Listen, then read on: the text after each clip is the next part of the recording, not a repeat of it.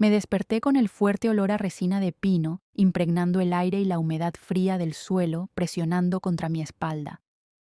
No se oía el claxon de ningún coche, ni los sonidos habituales del vecindario de Brookline. Solo el susurro del viento moviendo ramas secas y una bandada de cuervos cruzando el cielo como si alguien hubiera interrumpido el sueño ancestral del bosque. La última vez que vi a Andrew fue junto a una SUV gris metálico, el tipo de auto que George siempre despreciaba por considerarlo demasiado ostentoso. Andrew bajó, abrió la puerta del copiloto y me ayudó a salir con una voz tan suave que me pareció falsa. Solo necesitas descansar un poco, mamá. El aire fresco te hará bien. Recuerdo haberle preguntado, ¿dónde estamos, hijo? Él simplemente sonrió, como si mis sospechas fueran absurdas. No sé cuánto tiempo estuve inconsciente. Podrían haber sido unas horas o incluso un día entero.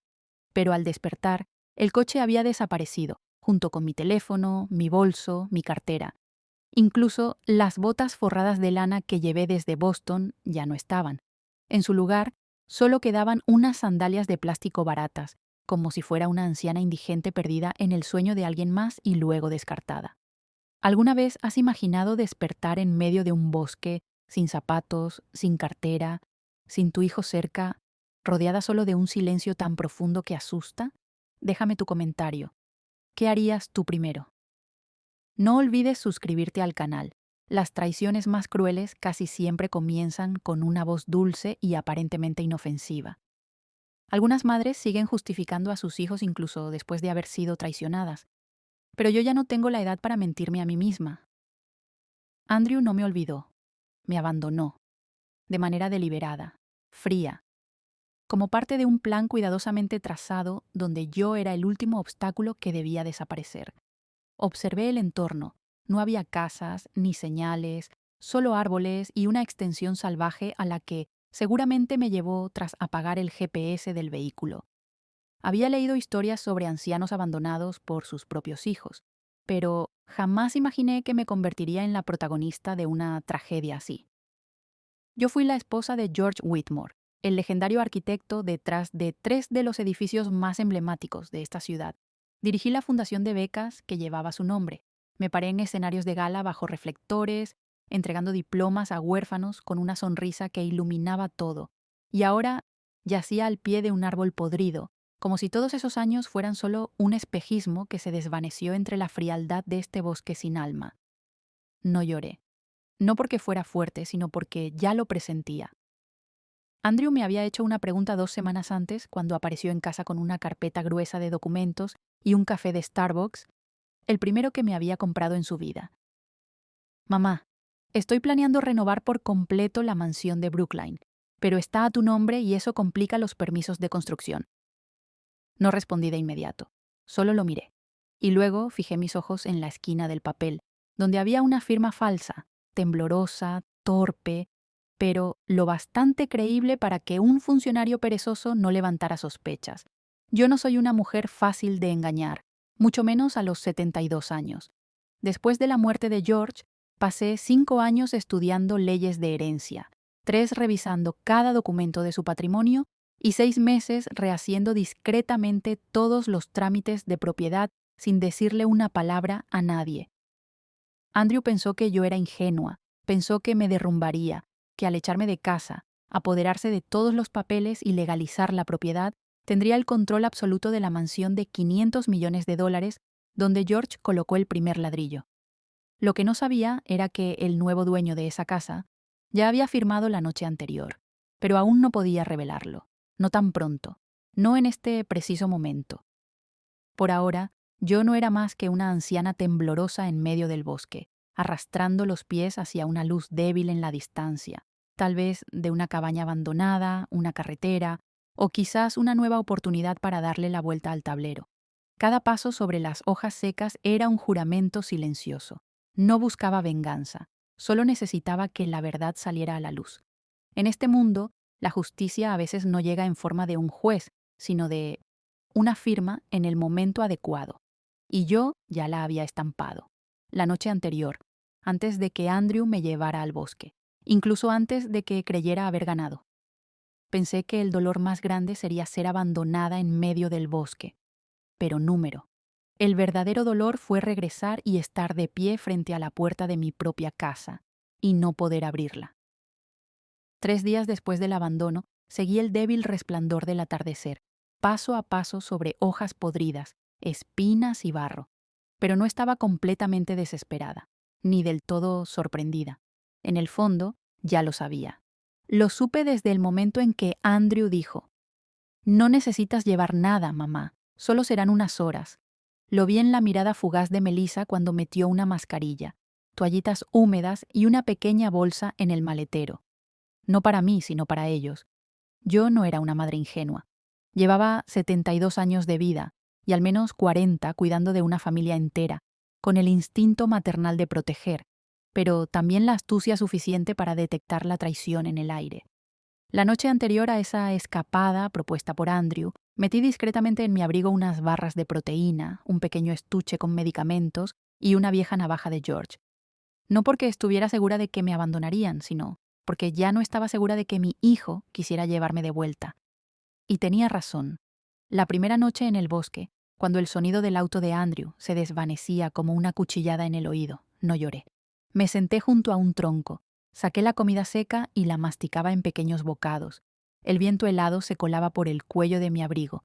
El olor a savia, hongos y tierra húmeda se mezclaba con el sabor del jamón seco y con mi orgullo desgarrado. Saqué un antibiótico del estuche para prevenir una posible infección y me até la herida en la mano. Una rama con espinas me había arañado al abrirme paso. George me enseñó a improvisar vendas con una camisa vieja. Ese día usé la manga de mi abrigo para cubrir la herida y comí las raciones secas que había traído. El segundo día encontré un pequeño arroyo entre las rocas. Usé una botella plástica que llevaba escondida para recolectar agua. Coloqué hojas bajo mi cuerpo para evitar la humedad. Corté ramas con la navaja y fabriqué un bastón improvisado. Por momentos, me sentía como una protagonista de novela barata de supervivencia, con la diferencia de que el villano era mi propio hijo: hambre, frío, llagas, pero no me permití caer. Me repetía a mí misma: si he de morir, que sea en mi propia casa, no entre lobos. Al tercer día, mis piernas comenzaron a entumecerse. Necesitaba sentarme cada 5 minutos. La última barra de proteína se mojó cuando resbalé y caí al arroyo. Pero justo cuando creí que ya no podría dar un paso más, escuché el sonido de un motor a lo lejos. No grité por ayuda. Me puse de pie, sacudí el barro del vestido, me acomodé el cuello del abrigo y levanté la mano, como una persona que aún conserva su dignidad. El camión se detuvo. El conductor, un hombre delgado, me miró con asombro. «¿Se perdió, señora? ¿Qué hace en medio del bosque?», balbuceó. No le respondí. Solo extendí mi mano, aún marcada con la huella de una cuerda.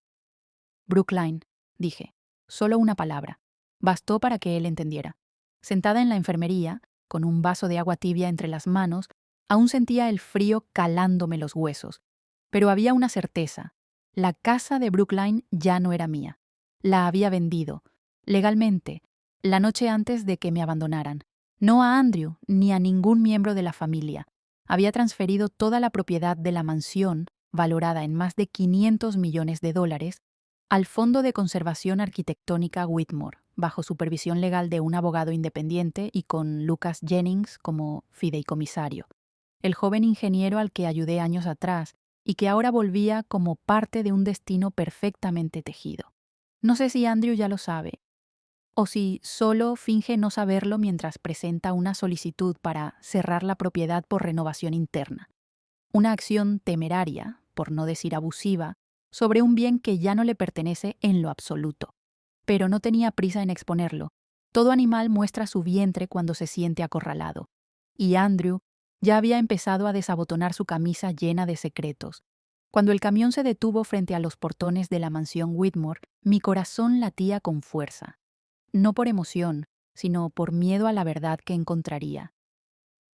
Aún recuerdo la sensación de volver por primera vez a Brookline después de entregar los papeles de la transferencia a Lucas. Pensé que todo había terminado.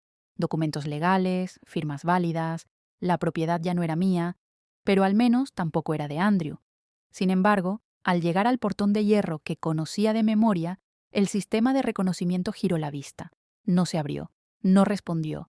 Ninguna voz digital me dio la bienvenida. Ninguna estaba programada para el nombre Margaret Whitmore. Presioné el timbre. Y entonces escuché una frase que cayó como un cuchillo oxidado. Las personas sin hogar no tienen permitido el acceso a esta zona. Melissa aún estaba allí y sabía perfectamente quién era yo. Días después, mi abogado me explicó la razón. Aunque usted firmó la transferencia a nombre de Lucas, el proceso de activación oficial en el sistema legal estatal requiere tiempo, normalmente de 7 a 10 días hábiles. Durante ese periodo, si el antiguo propietario, es decir, Andrew, emitió una orden de sellado del inmueble o asignó una tutela provisional, el sistema sigue priorizando dicha orden de restricción. En otras palabras, recuperé la casa en papel, pero en la práctica sigo estando fuera. Una vez más, entre lo legal y lo justo, me dejaron en una zona gris, un lugar donde no necesitan matarte, solo suspenderte lo suficiente como para que desaparezcas. No esperaba que otro golpe me aguardara cuando fui al banco a recuperar mi tarjeta. La cajera, una antigua conocida, me miró con compasión.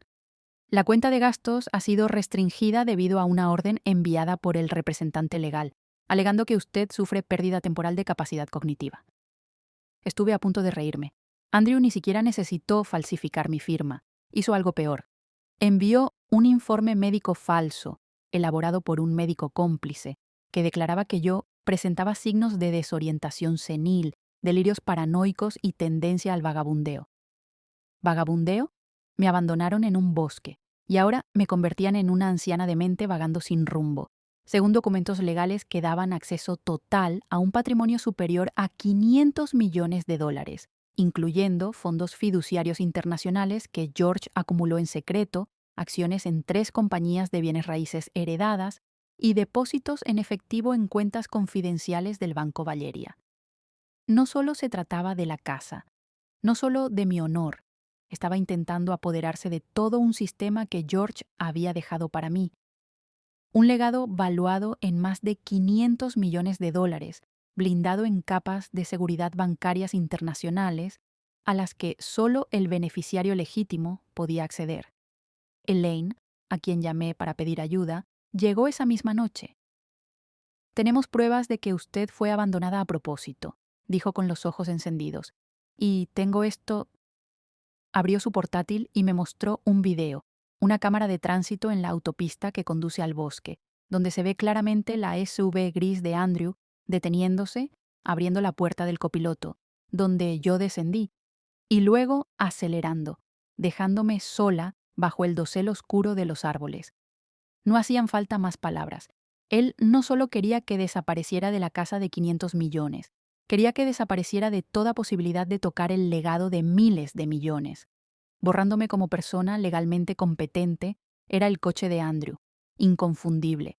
La hora coincidía. Y luego, un momento decisivo. El auto se detiene. Andrew baja, abre la puerta para mí, y acto seguido sube de nuevo solo y acelera hasta desaparecer. «Tenemos el video», dijo Elaine. «Y no solo sirve para acusarlo de abandono de persona mayor, también para desmontar ese supuesto fondo de desarrollo cultural que inventó».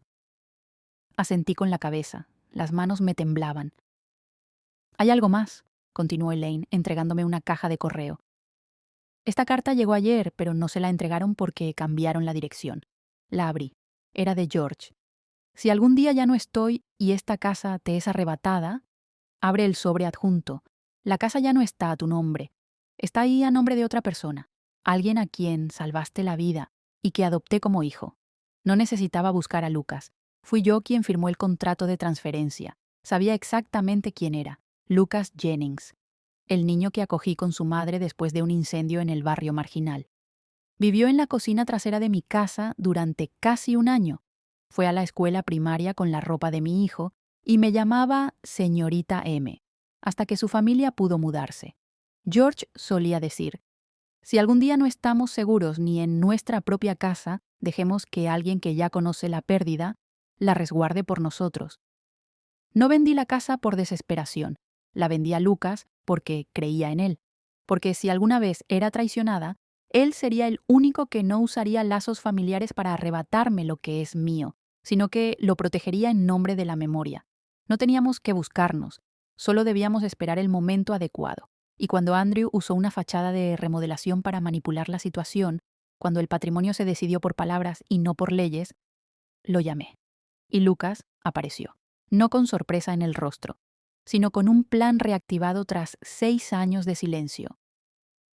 Señora Margaret, dijo Lucas, la casa nunca me perteneció, solo estaba bajo mi resguardo para devolverla en el momento exacto en que alguien intentara robarla.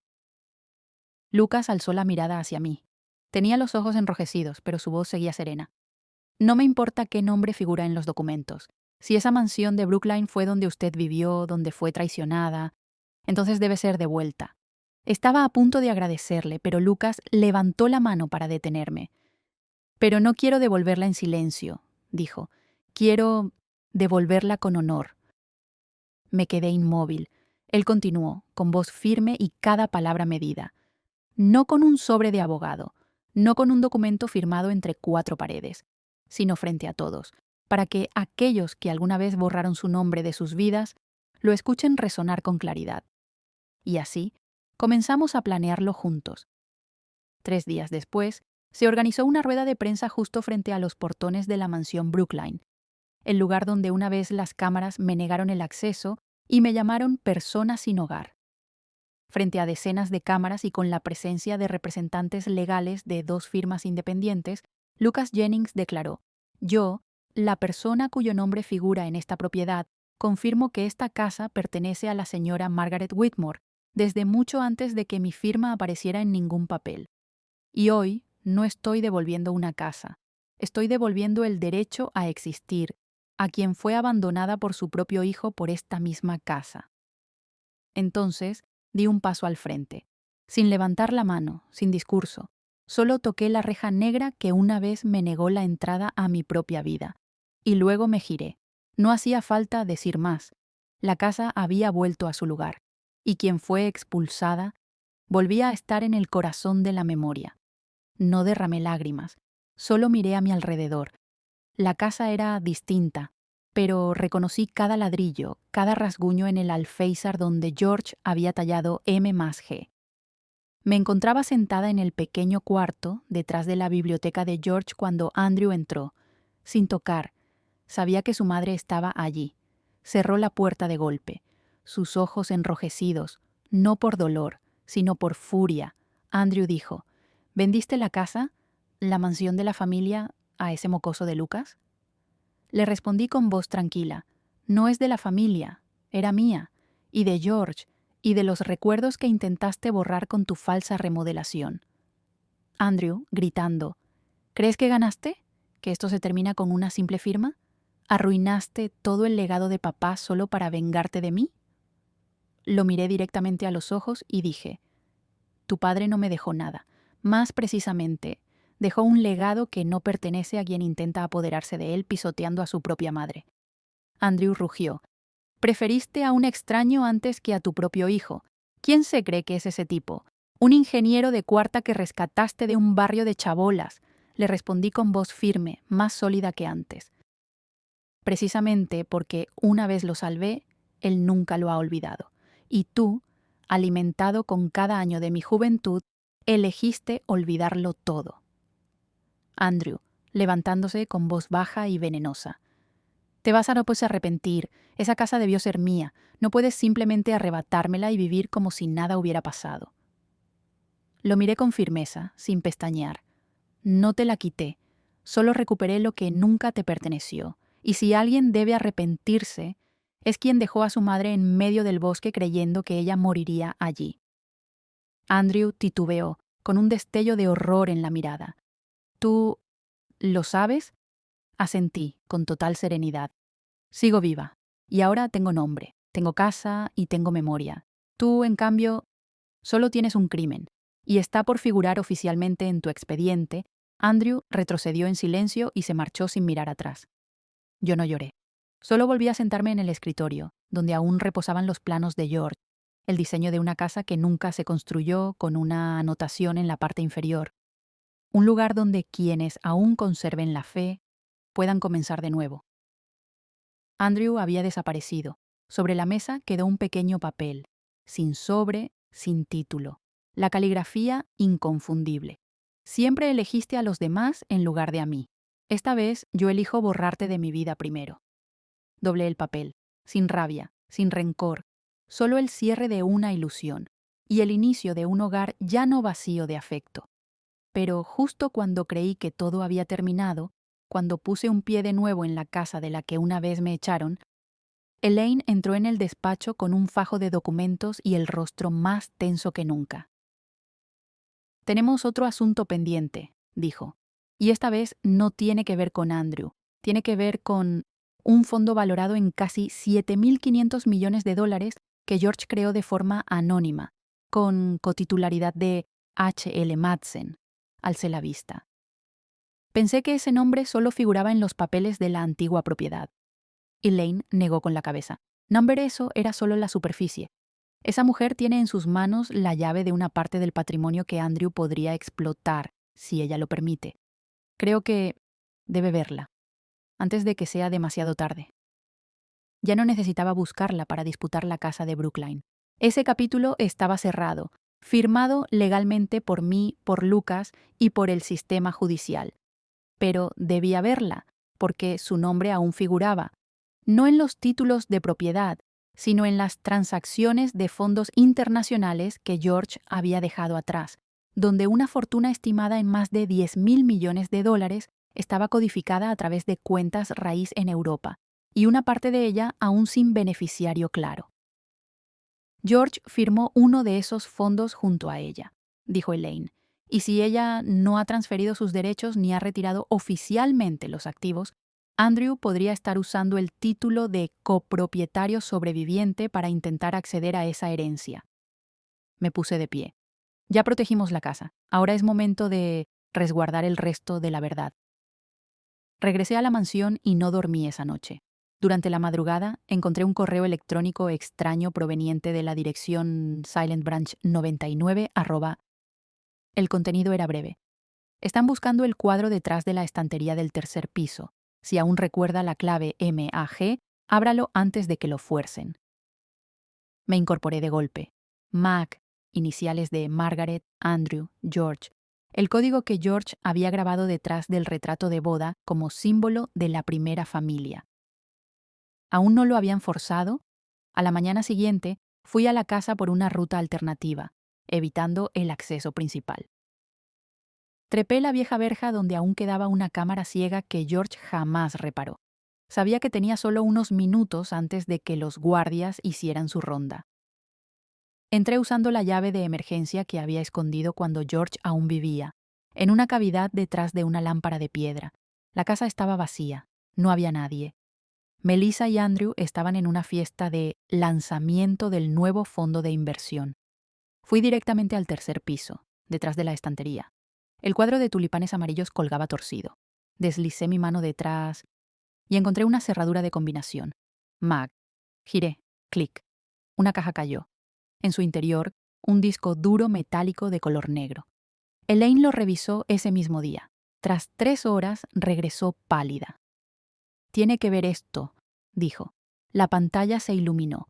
Una secuencia de videos, imágenes y documentos legales. Todo demostraba que George había invertido en un proyecto sin fines de lucro llamado Proyecto Phoenix, creado para proteger a adultos mayores de fraudes patrimoniales, después de que su propia madre fuera despojada por su hijo mayor. George no solo construía casas, también construía sistemas de defensa para proteger legados ajenos. Y lo más importante, entre esos archivos estaba el contrato de transferencia total del patrimonio Brookline, valorado en más de $500 millones, incluyendo la mansión, los terrenos adyacentes y participación en programas de preservación local, hacia un fondo de conservación independiente a nombre de Margaret. Además, los archivos indicaban claramente George había transferido parte de su fortuna, valorada en $10.000 millones, que incluía cuentas de ahorro, fondos de interés compuesto y acciones preferentes, a una lista de activos suplementarios. Esto garantizaba que, incluso si el fondo era atacado legalmente, Margaret mantendría acceso directo sin necesidad de aprobación de ningún heredero. Eso significaba que, incluso si Andrew intentaba vender, remodelar o hipotecar, no tenía ningún derecho legal sobre la casa valorada en $500 millones, ni sobre el patrimonio total que la acompañaba, que superaba los 10.000 millones en inversiones, desde hacía ya 12 años. Susurré. George, viste más allá de lo que yo misma me atrevía a imaginar. Elaine no dijo una palabra. Solo señaló una esquina de la pantalla. Era una grabación de audio, la voz de George, registrada antes de su muerte. Si estás escuchando esto, significa que Andrew ha traicionado, pero Margaret, no busques venganza. Deja que la verdad se revele sola, como esta caja. Secándome las lágrimas, dije, no venganza, pero ya no dejaré que el silencio sea el arma de los malintencionados. Esa noche, Andrew apareció en una transmisión en vivo. Anunció su proyecto de convertir Brookline en un espacio de arte contemporáneo. La multitud aplaudía, las cámaras destellaban sin parar, pero entonces la pantalla detrás de él titiló, y apareció un video. George de pie en el jardín de Brookline, señalando directamente a la cámara. Si alguien intenta quedarse con esta casa sin ser Margaret, que se detenga, porque si no lo hace, todos los archivos de sus violaciones legales serán entregados a las autoridades. Andrew se quedó paralizado. Melissa gritó y desconectó el cable, pero ya era tarde. Los documentos habían sido enviados. El tribunal ya tenía la denuncia. Yo había salido de las sombras. Y a la mañana siguiente recibí una carta anónima. ¿De verdad cree que George nunca la traicionó? Piénselo bien, porque H.L. Madsen nunca murió. Apreté la carta en mis manos y miré por la ventana. Un pasado que creí cerrado. Estaba regresando, y no sería tan simple como lo había supuesto. Pensé que ya no había nada que pudiera hacerme temblar, pero al estar de pie en la sala del Tribunal de Distrito de Norfolk, escuchando a mi propio hijo, Andrew Whitmore, vestido con traje negro, gafas de montura delgada, de pie ante el juez y hablando con absoluta seguridad. Declaro que mi madre, Margaret Whitmore, ya no tiene la capacidad mental para administrar un fondo inmobiliario, y proporcionaré pruebas de que sufre afectaciones psicológicas, presenta conductas paranoides y, posiblemente, ha inventado historias incluso sobre su difunto esposo. La sala entera enmudeció. Yo solo miré fijamente a los ojos de él, ese hijo que una vez se acurrucó en mis brazos cuando tenía 3 años, que convulsionó por fiebre mientras yo velaba su sueño durante 3 noches sin cerrar los ojos. Y ahora me llamaba inestable mental, frente a decenas de personas. ¿Cuál es la prueba?, preguntó el juez. Andrew sonrió. Hizo una seña al abogado para que proyectara un video. La pantalla se iluminó. Me quedé paralizada. Era un clip mío murmurando en el bosque. Una cámara me grababa a distancia. La había escondido en un árbol. En el video yo aparecía sentada, abrazándome la cabeza, hablando sola. Sé que escondes algo, George. Sé que hay una mujer llamada Madsen. No soy estúpida. Aparezco allí, encogida, confundida.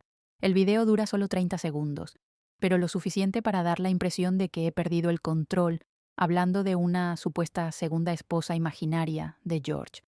Todo había sido planeado. Me dejó en el bosque no solo para que muriera, sino para provocar mi colapso emocional, y luego usar esa imagen para anular mi capacidad legal. Mi abogado, el señor Raymond, replicó: tenemos testigos, registros de propiedad claros, y un video del señor George Whitmore confirmando que la única heredera es la señora Margaret. Nadie más tiene autoridad para intervenir.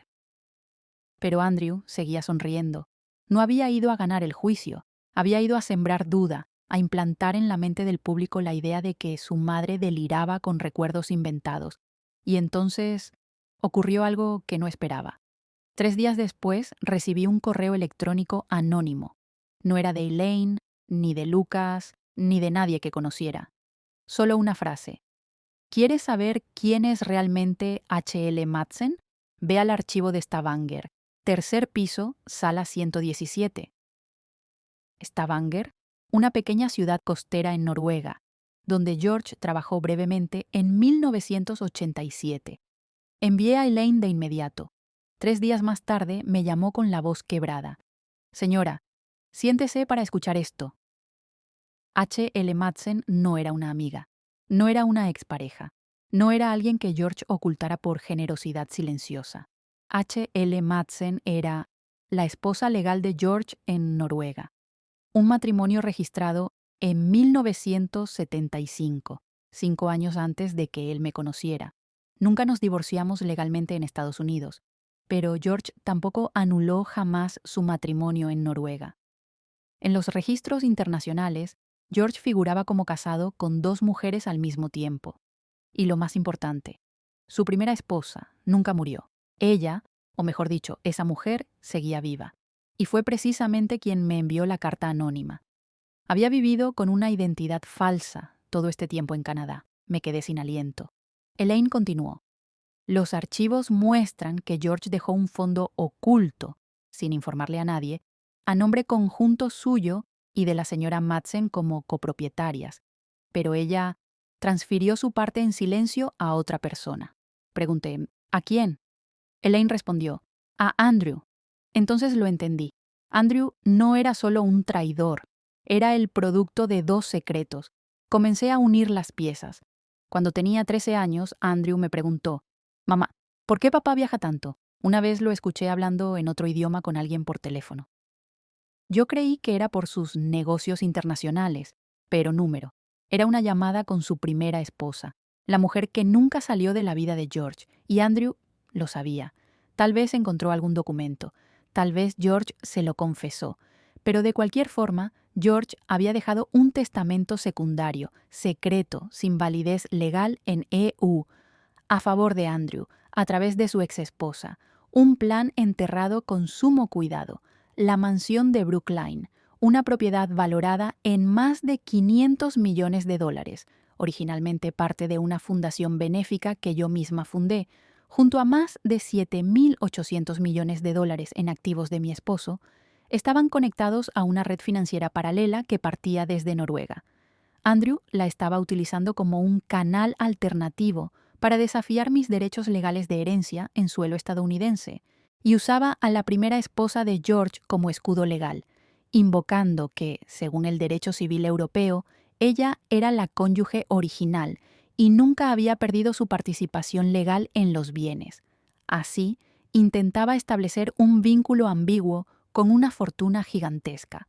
Lo más aterrador era que, si surgía la más mínima fisura en el fallo del tribunal estadounidense, Andrew podría llevar los más de $10.000 millones a una disputa internacional, y así me arrastraría a un laberinto legal que él llevaba años preparando con precisión. Estaba sentada en una cafetería discreta del segundo piso del Hotel Beacon, observando por una ventana empañada por el vapor. No era miedo lo que me agitaba el pecho, sino el hecho de que estaba a punto de enfrentarme con la única mujer que George nunca quiso que conociera. H.L. Madsen entró, puntual, sin evasivas. Llevaba el mismo abrigo de cuero antiguo, el cabello grisáceo, su silueta delgada como una sombra desdibujada detrás del hombre que una vez amé. Se sentó sin esperar invitación. Nos estamos viendo con 40 años de retraso, Margaret. No respondí. Solo la observé, por primera vez sin temor, sino con la mirada de quien examina. Elaine ya lo había confirmado. La señora Madsen seguía figurando como cotitular en al menos 3 cuentas extranjeras que George había abierto antes de casarse conmigo. El valor estimado de esos activos, más de $7.500 millones. No he venido para pedirle que retire su nombre de las cuentas, dije, y fui directo al punto. He venido a preguntar, ¿de qué lado está? Ella sonrió, sin forzar el gesto. Estoy de mi lado, y del lado de quienes fueron engañados por George. Él me dejó todo su legado, repliqué, no con promesas, sino con acciones. Te equivocas, respondió con voz suave. George te dejó miedo, y a mí la sensación de una deuda sin pagar, y fue precisamente por esa culpa que me mantuvo en esas cuentas que jamás utilicé, como un contrapeso, en caso de que tú decidieras perder el control. Fruncí el ceño. Sentí un frío expandirse por el pecho. ¿Insinúas que soy la bomba de tiempo de George? No, sorbió su café. Creo que Andrew es el detonador. Y tú serás quien explote si no controlas el legado a tiempo. Me enderecé. Andrew ya fue detenido. La mansión volvió a mis manos. Sus fondos han sido congelados. Correcto. Pero la parte del patrimonio que George escondió en Suiza, en el banco FIE, en una cuenta vinculada con el código MADS-WHIT-1975. Todavía puede ser retirada si yo coopero con él. Me quedé en silencio. Elaine tenía razón. Ella era la puerta trasera que Andrew buscaba abrir. No he venido a suplicar, dije. He venido a negociar. ¿Negociar qué?, preguntó, alzando una ceja. Voy a retirar mi nombre de todos los proyectos que lleven el nombre de George, tanto nacionales como internacionales. Borraré su legado público si es necesario. A cambio, usted elimina su nombre de esas cuentas y transfiere todos los derechos restantes a Lucas Jennings, la única persona en quien George realmente confió. No en mí, no en usted, no en Andrew, en él. Ella se recostó en la silla, mirándome como si estuviera presenciando una obra absurda. ¿De verdad quiere entregar $7.500 millones a un joven ingeniero? No necesito poseerlos, respondí. Solo necesito bloquear a quien los usaría para destruir todo lo que George construyó. Un silencio absoluto se apoderó del lugar durante 12 segundos. Finalmente, ella exhaló. Sacó de su abrigo un sobre rojo con un sello legal suizo. Este es el acceso final, el código que elimina por completo mi copropiedad. Pero, ¿sabe por qué realmente acepto? La miré. Porque me acaban de informar algo, dijo mientras sacaba un documento. George hizo una prueba de ADN secreta en 1998. Y en los registros genéticos, Andrew no es su hijo biológico. Me quedé sin palabras. Y usted era la última que necesitaba saber esta verdad, para entender que ha protegido a un hijo que no lleva ni una gota de sangre de George. Elaine no me miró al entregarme el delgado expediente. Solo dijo, creo que necesita conocer esto antes de que sea demasiado tarde. Lo abrí. Dentro había un resultado de prueba de ADN, realizado en secreto hace casi 20 años. Muestra George E. Whitmore. Comparación. Andrew. Conclusión. Sin relación biológica. No lloré. Solo sentí frío. George lo supo y lo ocultó. Y Andrew tal vez nunca conoció la verdad de la que ahora huye. Que no solo traicionó a su madre adoptiva, sino que también atentó contra el hombre que creía su padre biológico. Porque 2 días después, Elaine descubrió algo que nadie habría imaginado. El hombre que firmó la solicitud de patrocinio biológico de Andrew en 1990 no fue George, fue un tal Alan Thomas, residente de New Jersey, fallecido el año pasado en un derrame cerebral que nadie investigó. Seguimos indagando, y encontramos un mensaje guardado en el móvil de Andrew, enviado meses antes. No vuelvas a llamarme, no te debo nada. Si insistes en contar la verdad, haré algo que ni siquiera puedes imaginar. Semanas después, Alan Thomas murió, sin prueba de toxicología, sin sospechas, solo una línea en el informe médico. Cayó por las escaleras, perdió el conocimiento. Apreté el expediente con fuerza. George no era su padre, pero el verdadero había sido empujado hacia la muerte por el propio Andrew. No tenía intención de investigar más sobre la muerte de Alan Thomas, el hombre que, según las pruebas de ADN, era el padre biológico de Andrew, pero un día, Lucas llegó con un sobre y lo colocó frente a mí. Creo que debería ver esto, señora. Lo envió una enfermera anónima desde Nueva Jersey.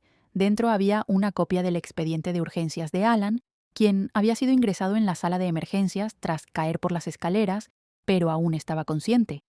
En el expediente aparecía una frase escrita a mano con letra temblorosa, firmada por el propio Alan antes de entrar en coma. Si no sobrevivo, el que vino esta tarde es mi hijo, Andrew. Sabía que iba a contar la verdad. Él me empujó. Doblé el papel. Nadie lo supo. Nadie lo creyó. El hospital lo clasificó como accidente cerebrovascular. La policía no investigó. Su muerte se desvaneció como tantas otras muertes anónimas. Pero esta vez yo lo sabía. Y Andrew, no. No envié copias a la policía. No llevé el caso ante los tribunales. Tampoco hablé con la prensa. Solo le di a Andrew una última oportunidad para que supiera una verdad que jamás podría borrar. Andrew, el hombre al que siempre negaste era tu padre biológico, el hombre al que empujaste hasta su muerte. Y aunque no lo sabías, mataste al único que alguna vez pensó en perdonarte, solo porque no era George. Envié esa carta a una dirección que sabía que Andrew aún frecuentaba, una casilla de correo virtual en Brooklyn, bajo el nombre falso que usaba mientras huía de los medios. No esperaba respuesta, solo necesitaba que él supiera.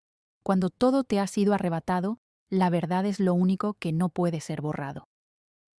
Terminé de leer el artículo y lo cerré. No dije nada. Pero Lucas no pudo ocultar su indignación.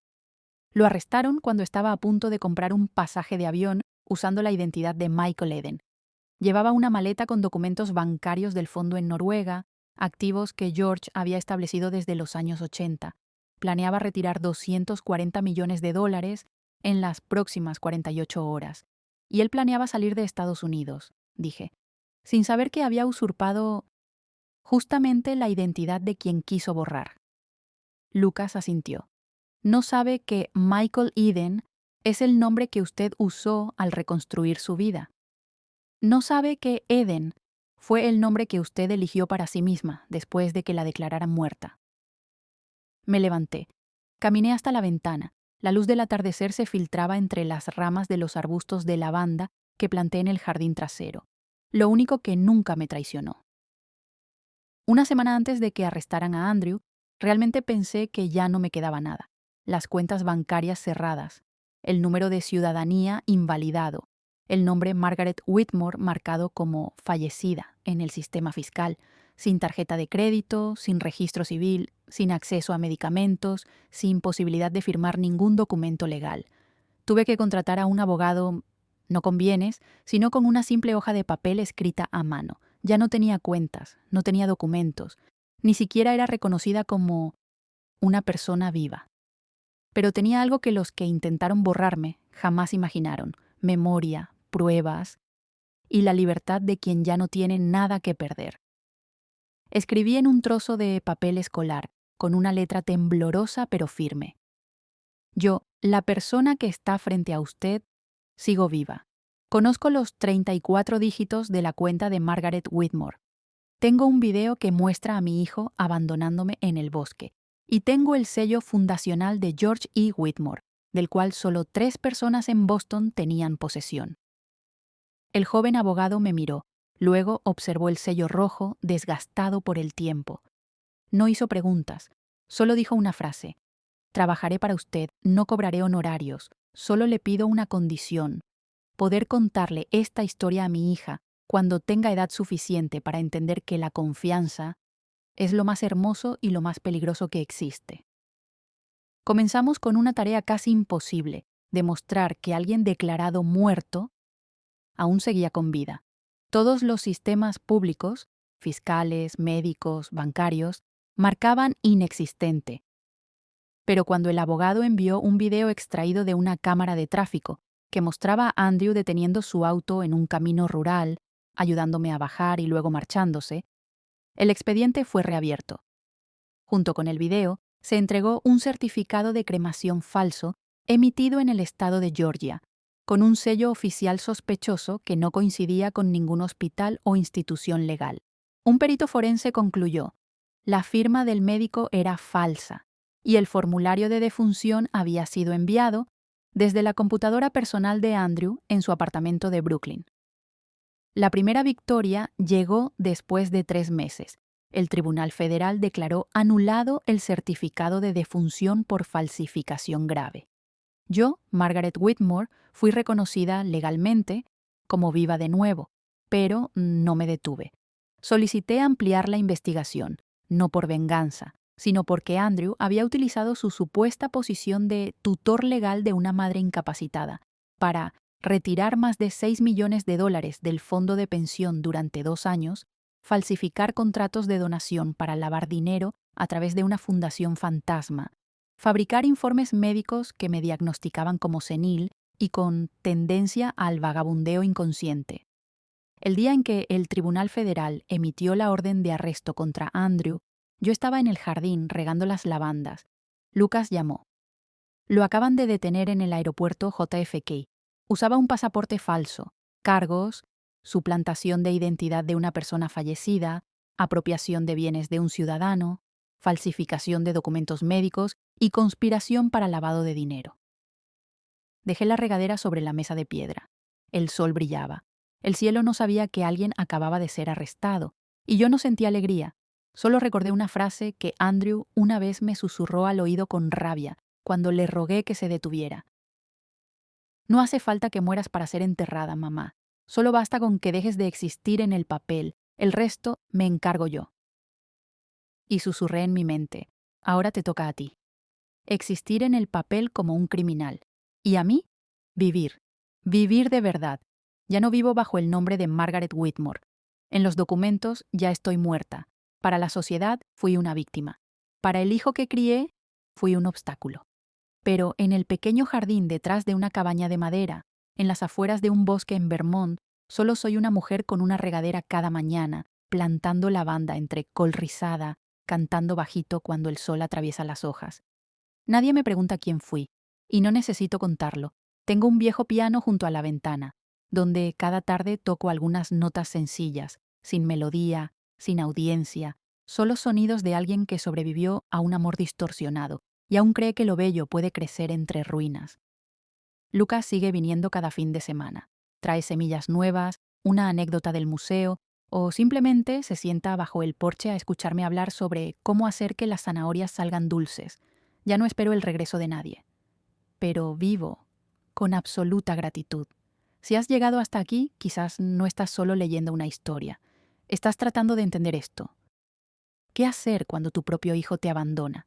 Cuando el hijo que llevaste en tu vientre se da la vuelta y sin remordimientos te arrebata tus bienes, tu nombre y tu dignidad.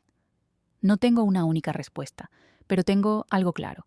No esperes que ellos reconozcan su error. No esperes una disculpa, y mucho menos esperes que la sociedad se ponga de tu lado.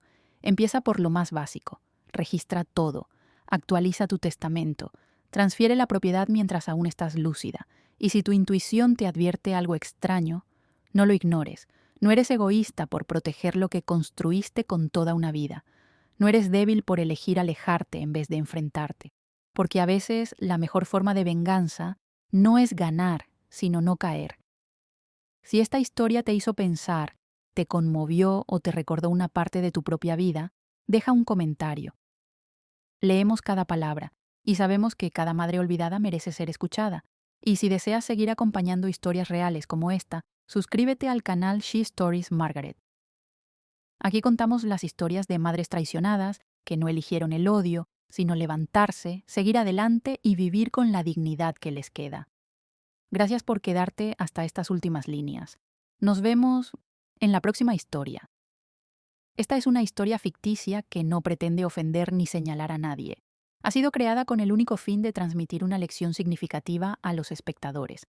Todos los nombres utilizados son completamente ficticios.